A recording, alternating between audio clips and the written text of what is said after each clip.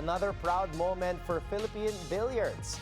With precision, composure, and world-class skill, the Silent Killer quietly dismantled the competition, showcasing exceptional cue control and focus from start to finish. He captures the 10-ball championship title. This victory is a shining testament to Filipino excellence. Fresh from his big win in Qatar, we have Jonas Magpantay. Jonas, magandang gabi at maraming salamat sa oras. Evening po. Jonas, kamusta naman? How does it feel to be a world champion or have your first title? Kasi nga nabasa ko sa isang article, ito ang unang panalo mo in the international level on the world stage. Kamusta naman?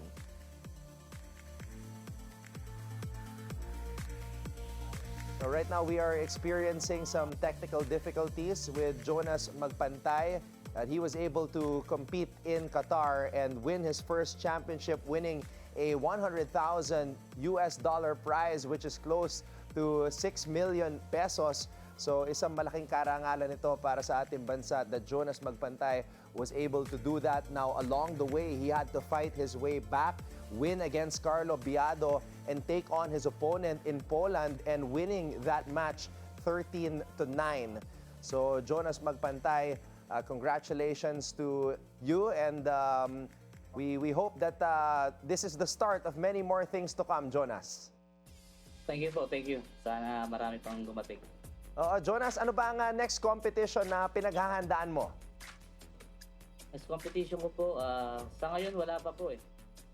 Okay. Puro practice pa lang po ako sa ngayon. Okay. Malaking premyo ang napanalunan mo sa Qatar. Ano ang unang investment na gagawin mo with the $100,000 prize? Napakaganda ng ngiti mo ngayon. Siguro po, bahay. Ayun. Kasi hanggang ngayon po, nag-rent pa rin kami ng house. Kaya yun po siguro muna. Tiga saan ka ba, Jonas? Ano po ako, Mindoro. Sa Mindoro po talaga ako ipinanganak, kaya lang sa Batangas po kasi ako lumaki. Okay. Okay. Gusto ko lang kita itanong, Jonas, about dun sa lumaban ka sa ating kababayan na si Carlo Biado on the way to the finals. Kamusta naman yung challenge na yon na nakalaban mo si Biado? Ayun nga po, isang karangalan na makalaban ng ating world champion na si Carlo Biado, isa sa mga iniidolo ko din yan na bilyarista sa atin. Nung una, pressure. Saka katunayan po, naunahan niya ako, race to 11 yung laban namin. Naunahan niya ako ng first 3 games. Kaya akala ko nun, hindi ko na siya matatalo, pero swerte pa rin po tayo sa bola eh. Buti na lang yung laro po natin, buti na lang, hindi sumuko. At ayun nga. At sigurado ako na malaking confidence booster yun sa'yo. Sa finals naman, nakalaban mo, Simon Coral. Tama ba? Simon Coral ng Poland? Apo, Simon Coral. Coral. Naunahan mo siya, so lamang ka, kontrolado mo yung laban, pero naka 3 straight siya. Anong dumaan sa isip mo nung naghahabol na si Simon? Napatime out na rin po ako nung panahon na yun. Dahil sabi ko, pag nagtuloy-tuloy ito, kailangan mag-time out talaga ako. Kaya nung nasa restroom ako, nag-relax ako. At saka doon pa lang, nagpe-pray na rin po ako na sana nga na hindi ako mahabol ni Simon dahil magaling din talaga yung nilalaro niya. At saka isa po yun sa mga taga-Poland. At saka kung nanalo po siya ron nung time na yun, back-to-back nila yung tournament na yun. Dahil last defending champion Poland din, kasama niya. Laking Kaya bagay. sabi ko, hindi magpapatalo ang Pilipinas. Grabe, pambihirang tagumpay yan para sa atin, Jonas. Now, nabasa ko na first championship mo to internationally, first title, tama ba? Apo, first title. So, Tapos yun pa yung binigay.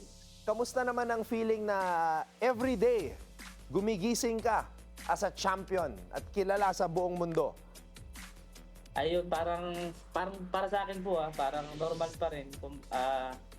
Kahit na maraming pag lumalabas na ako ng bahay, nakakapanibago dahil ang dami nagpapapicture sa akin. sabi ko, kilala na rin pala ako. Kaya masaya po ako dahil kasi ito talaga yung pangarap ko mula nung matuto ako magbilyar eh. Kaya sobrang saya po, sobrang pasasalamat ko sa Panginoon. Ayan. Jonas, maraming salamat. We congratulate you for your big win. Ano ang mensahe mo sa lahat ng mga fans, mga bago mong fans na I'm sure susuportahan ka sa susunod na bahagi ng iyong career? Sa lahat ng sumusuporta po sa akin, taos puso ako nagpapasalamat, hindi lang sa mga kaibigan ko, sa mga kamag-anak ko, pati na po sa mga bago ko nakikilala. Kapag may mga nagpapapicture nga sa akin, maraming salamat po sa inyo dahil isa po kayo sa dahilan kung bakit lumalakas ang loob ko sa mga laban. Maraming salamat po. At maraming salamat din, Jonas, the silent killer, Magpantay. Maraming salamat sa oras and congratulations again, Jonas. Magandang gabi sa'yo.